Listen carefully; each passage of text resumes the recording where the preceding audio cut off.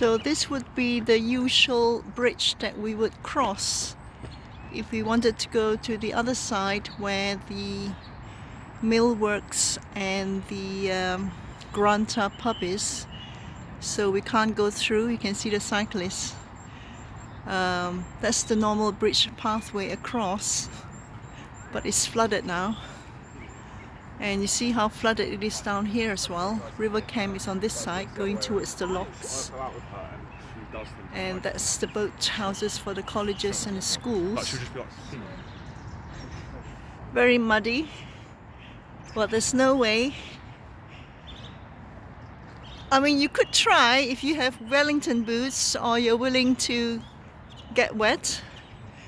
I don't know how deep it is, but if you're familiar with the terrain, I think it's fine.